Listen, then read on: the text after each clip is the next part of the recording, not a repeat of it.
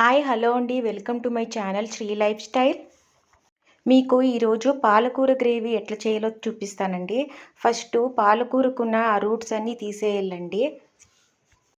ఆ పాలకూరని బాగా కడగాలండి. ఎందుకంటే పాలకూరలో చాలా మన్ను ఉంటుంది కాబట్టి 2-3 టైమ్స్ బాగా కడగాలండి. నేను ఇక్కడ 2 ఆనియన్స్, 2 టమాటోస్ చిన్న చిన్న పీసెస్ చేసి పెట్టుకునిండానండి.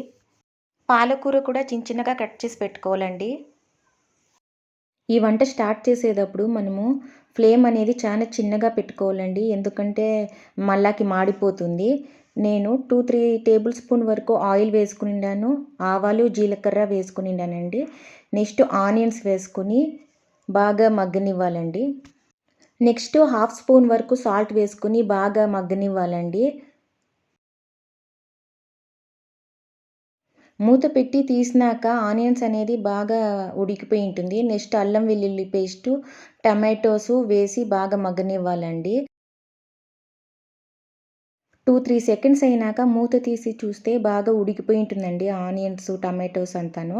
అప్పుడు మనము 2 టేబుల్ స్పూన్ వరకు మసాలా వేసుకోవాలండి. హాఫ్ టీ స్పూన్ వరకు మనము పసుపు వేసుకొని మళ్ళాకి మూత పెట్టి ఉడకనివ్వాలండి. నెక్స్ట్ ఉడికిందా లేదా చూడాలండి. ఉడికినాక మనము పాలకూర అనేది వేసుకోవాలండి. ఈ ప్రాసెస్ అంతా మనము చిన్న ఫ్లేమ్‌లోనే పెట్టుకొని చేయాలండి. నెక్స్ట్ నేను హాఫ్ గ్లాస్ వరకు వాటర్ వేస్తాను. ఎందుకంటే పాలకూర కూడా ఉడకాలి కదా! 2-3 సెకండ్స్ అయినాక తీసి చూస్తే పాలకూర ఉడికిపోయి ఉంటుందండి. ఇంకా లాస్ట్‌లో garam masala next 2 table spoon వరకు నువ్వుల పొడి ఏసినామంటే ఇంకా కూర అనేది రెడీ అయిపోతుందండి.